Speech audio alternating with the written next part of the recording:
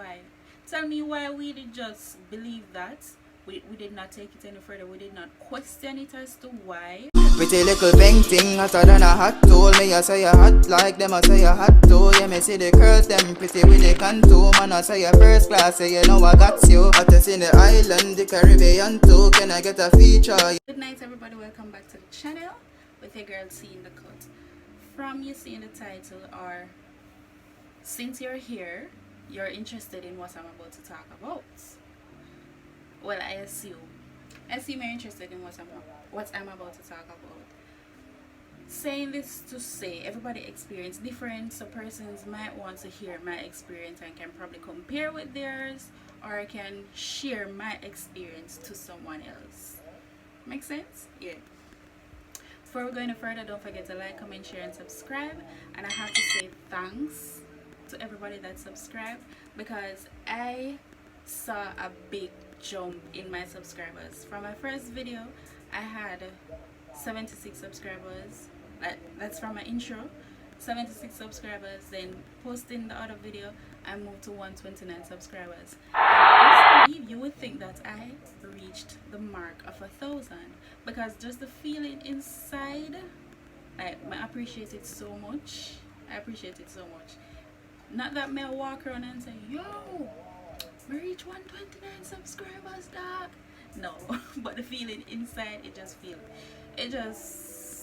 you know, some people I watch, if I even half of the video and I watch, I appreciate it just the same. People like, comment, people reach out to me giving me critiques, and I'm here for the critiques, okay? I'm here for it. Tell me what I like, tell me what I dislike. If me could have talked a little louder, if me could have do this instead, do that. People even comment and it, not comment, reach out and tell me say why me I scratch me hair so much. Like, people in the moment I did not realize I was scratching my hair. Furthermore, girl hair did probably just dirty and want to wash. No big deal. I'm not scratching the ear. Yeah. So yeah, with that said, yeah, thanks again, big up on yourself, and let's jump right into the video. Alright, so let me start this off with just a brief background of the whole process. Persons might not know, persons might know. A lot of you on here have been on work and travel, so I want to know. So if you don't want to hear all of this, just skip it. But this is my experience and I'm here to share it, okay? Alright, so let me give all details. I'm not hold back anything. I did this program with IRSS. A lot of persons may know them, some may not know them. Then the Crossroad, yeah, that agency.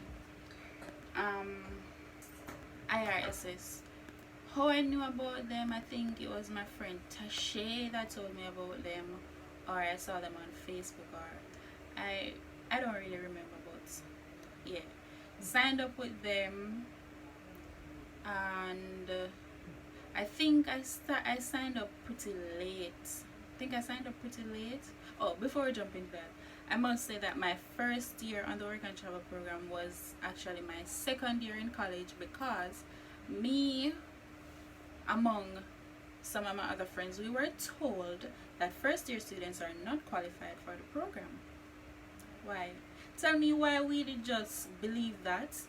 We did not take it any further. We did not question it as to why, and or if this is actually true. We just work with it. But no biggie, because I did not regret it. My first year, I actually spent my summer doing internship in Ochi, doing my internship in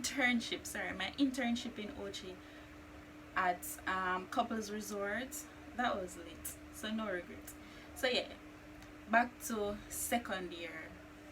So we do the process, register, paid.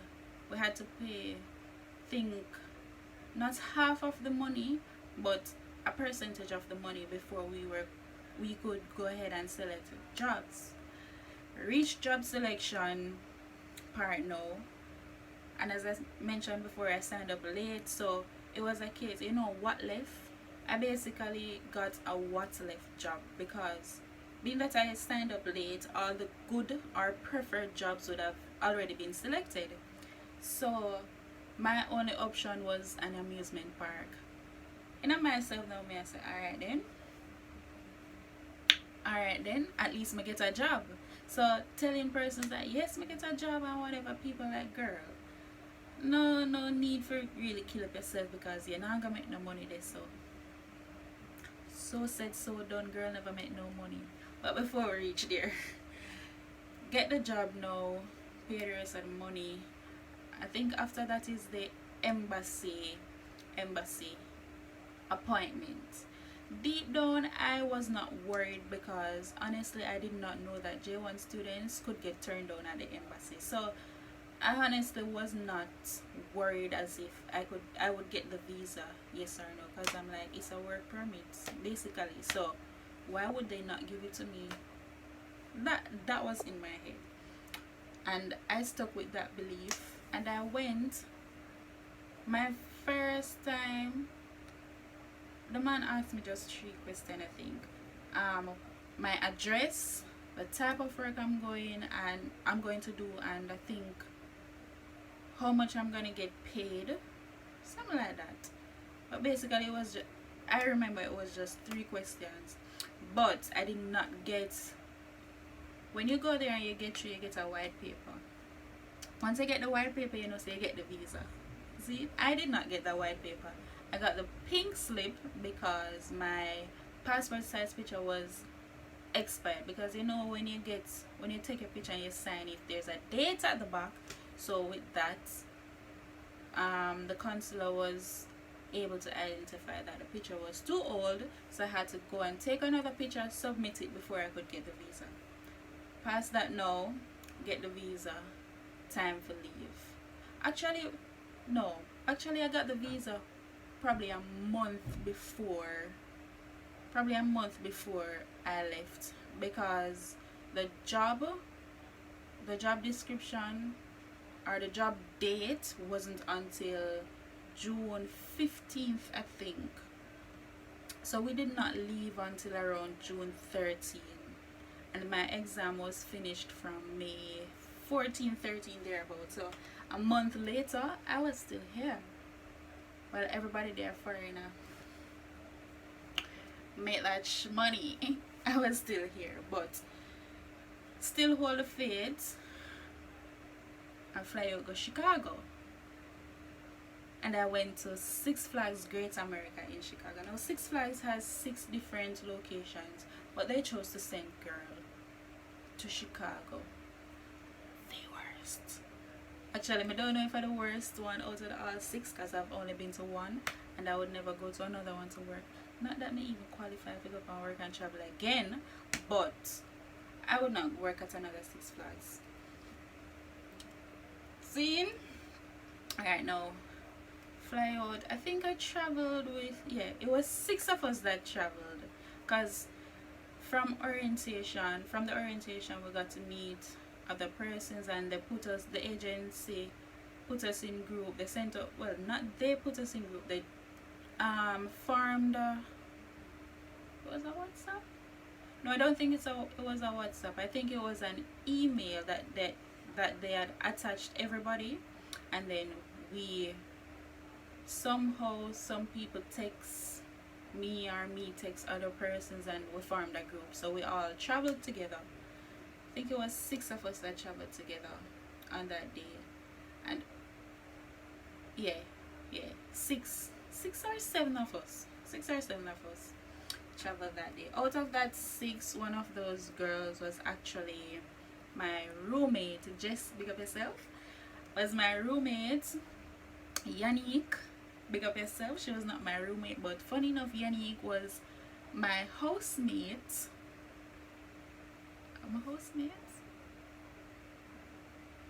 She was my housemate before. She was my housemate at the house that I was living before. In that year, put it that way. In that year, the house that I was living, she lived there, but we never spoke before until that day. Until that day, because we were traveling together. So and it was our flight was an overnight flight. Connected flight.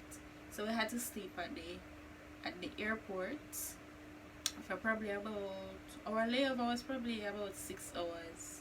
About 6 hours, and we were there. That was an experience, very uncomfortable because they don't provide bed for us. So you know we have to try catch on the chair, then we have to lean and break off your neck and make your back hurt you and do everything to try get like a sleep. Yeah. But it was all fun in the end because we had fun. Even though we didn't know each other like that, we spoke and we tried to have fun. Nobody never too stuck up and I want to talk to each other and stuff like that. Reach Chicago now. I have to split up and go in our own rooms. I shared rooms with 2 other girls. As I mentioned, Jess was one of my roommates. Jess and Sash. And up till today, we're still friends. I love those girls. Big up on yourself. We might not see each other often, but hit me up, sis. We're good. Anytime we talk, we just go. So yeah, I think the following Monday we had orientation, or it was the following day, I don't remember. We had orientation, you go in and you sign up and you get training as to how work is going to be done. As I said, I was selected, or I got the what left job to work at an amusement park. At the amusement park, my task was to work as a cashier. So at an amusement park, you know, like, oh yeah, they have stalls. Yeah, I kind of have stalls, but their stalls are like actual shops where you have shutters, shut down at night time. You have a door you walk going, tall buildings, and in there you have like popcorn. You have a popcorn station. We sell like churros and pretzels. So you have a soda machine, you have a fridge where you sell waters. We sell nachos and cheese with jalapenos and what is something? One smell bad, so I don't remember what name. Yeah. So my task was being a cashier. Mind you, I did not stick to being a cashier all day, every day, because some days I just don't want to deal with people, especially. Alright, let me not say that. But some days you just don't want to deal with people. So you might switch your role with someone else because I wasn't the only one that was working in my unit. On specific days, probably the most would be 4.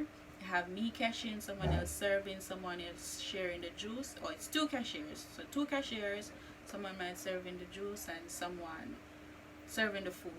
So we would work in pairs. On another day it might be me alone. On another day it might be 2, 3, whatever, but the most it would be 4. The experience with that now, it was pretty good. It was pretty good because it's cashiering. It was simple. Even though at first I was getting mixed up with the coins, with the pennies and, well, not the pennies, everybody know red money. Pennies, but like the dime and the quarts and all of that. At first I was getting mixed up, but then a couple days after, girl gets a hang of it because girl head not tough. Girl head don't tough. So it never take long for me get used to it. And you know, it was okay. It was okay apart from dealing with the supervisors, because we're Jamaicans, they take us for slaves. We have to do all the hard work. Oh, I love working with Jamaicans. They know how to work. So because they see that we put in the work, they take advantage of it. And working with other Americans, at times it wouldn't be easy because they would leave all the pressure on us. It's because we go for a purpose, we go for work and make money. Them not really care. So if them feel too pressured, them cannot work under pressure. So if them feel too pressured, them quick fit up and leave. You get me saying? Them quick fit up and leave. While we would stick out because we say yeah we're there. Furthermore, we try to do everything for get some hours at Six Flags, because If you reach 35 hours, you get enough. If you reach 35 hours for the week, you get enough. You get me, I say? Because on a slow day, they will send you home. If there's nothing to do on a slow day, they will send you home. If the rain falls, they will send you home because it's an amusement park.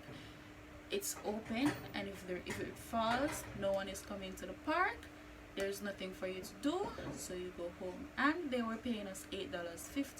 So everything that we could do to get some extra, if I have minutes, we would do it, because every mickle make a muckle, and we try and make that bread. We already reached late, and to add, we could not get a second job. Six Flags is so powerful that when we went out searching for jobs, those supervisors or managers letting us know that Six Flags told them not to hire us, because them know so them messy. Furthermore, them try and mess you up from Good Morning, because the schedule all over the place. Today we're at 9 to 5, tomorrow you work 10 to such time, 11 to such time, 1:30 to such time, 4:30 to such time. So it was not easy to even say, alright, when we get a second job, this is the shift I'll be working on, because you don't know what time you're working next week. So it was not easy. Anyways, we got turned down by a lot of jobs that were in and around the area of Six Flags. So we would assume that they too would turn us down. Like everywhere we go, they would turn us down because they don't have space for J1, and they went late too. So most of the jobs would be full or filled. So about 2 weeks into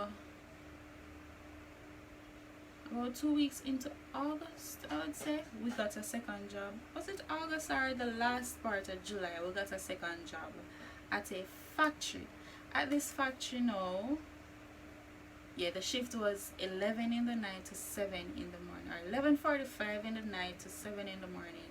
Our task there was, it was a plastic factory where they made plastic cups, plates, like makeup organizers, everything plastic they made.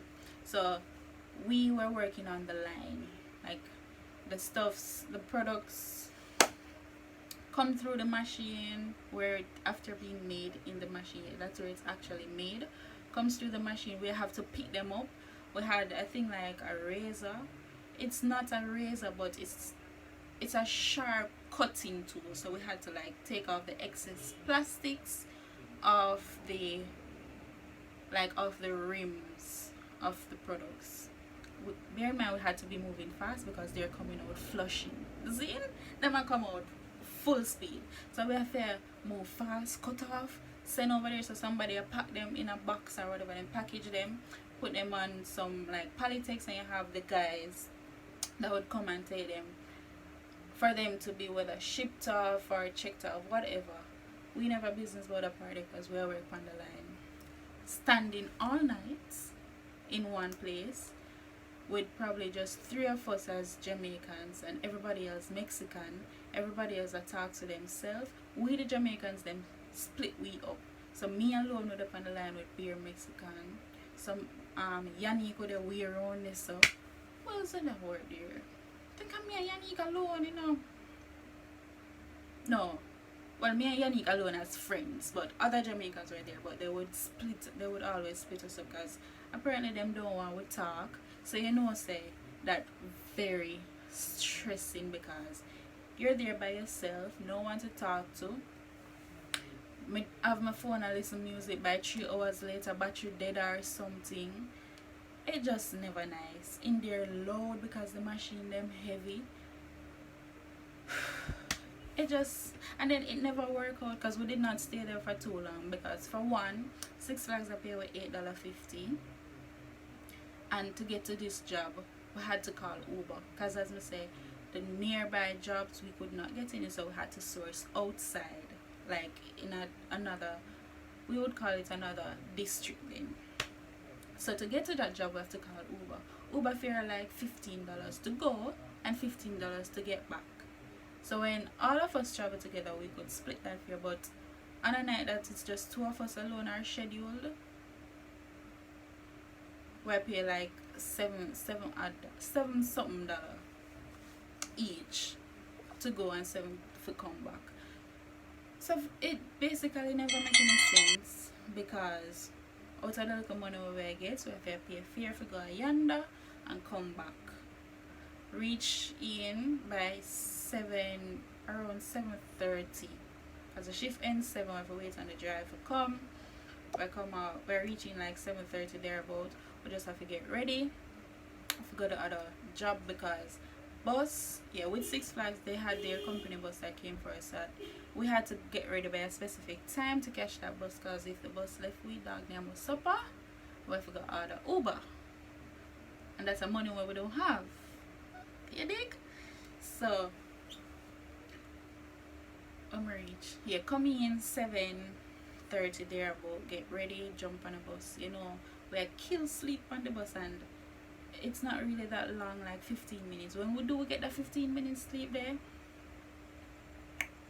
feel like everything everything that like a 15 minutes rest, everything. And then we had to go to Six Flags to deal with people, so you know we can't act like we're asleep on the people them job. We can't act too tired. We can't even make them know so we have a second job because we're not supposed to get another job in their books. We're not supposed to have another job, so we can't go there and be too tired because them are gonna know and just sabotage you. You get me, I say? And then we're dealing with money. Me as a cashier, we can't go like, you know, me I deal with money. Me have to know, me ensure say by end of the night when money I check off, everything alright. So me can't go there I lay and I play with the people their money. I give a wrong change or I make wrong orders because the guests leave their feedbacks on our customer service too. So we have to perform. Yeah. And that basically lasted for around a week or two. We just couldn't hold up because we never had seen no money. It's stressing, and we just said alright then, we're not bother push it. So for the rest of the time it was just Six Flags where we go around and try for thief hours. We try to hide from our supervisors when it's time for clock out. We stop clock out when our lunchtime until one time they call I think they call meeting or something like that, or gave us a warning saying that we're practicing time theft and we're supposed to clock out for our lunch time or whatever, but we had to live. We have to live, no?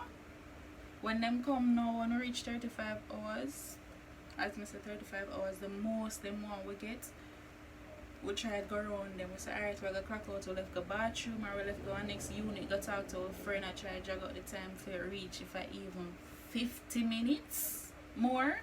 Stuff like that we did just for survive. And honestly, like what persons told me before going, I did not make any money. In Chicago. I bought something for my mommy despite how much money I made. Mommy told me not to buy anything, save my money, but within myself, I said, I have to buy something for mommy. So I bought something for basically everybody in my house. It wasn't a lot of person. It's not a lot of person, but I bought something. I tried to buy something for everybody and sacrificed buying just probably about 4 things for myself. Honestly, about 4 things for myself.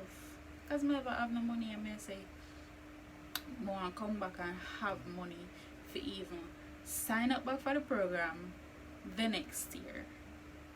You get me? I say, but it did not work out that way. But despite all of that, I was still grateful for the experience because one thing I can say, I know I had fun because almost every weekend we keep party. Because as I said, we were living like on a motel. So out in the front part, like you can, we're up on the second floor. Most of us were on the second floor. Most Jamaicans were on the second floor. So we can just come out of our room and we look over. You can see we're going downstairs at night time. We just there. Our room were basically a party. How much You know how much times police have to come there just because of we keep partying. The other persons that are living there call police for we Jamaicans. We unruly. But I mean, we did not have any other work. So we don't have nothing to occupy our time. So we keep party right through. We keep up across land. Crosslands. The amount of party we keep up there. So dress up just to go downstairs, just to have party. Because we didn't have anything else to do. So I had fun. I met good people. So I'm still friends with. I did not make any money. And I got friends. So all of that counts for me. I got an experience that I can share now. And as I say, everybody have a different experience.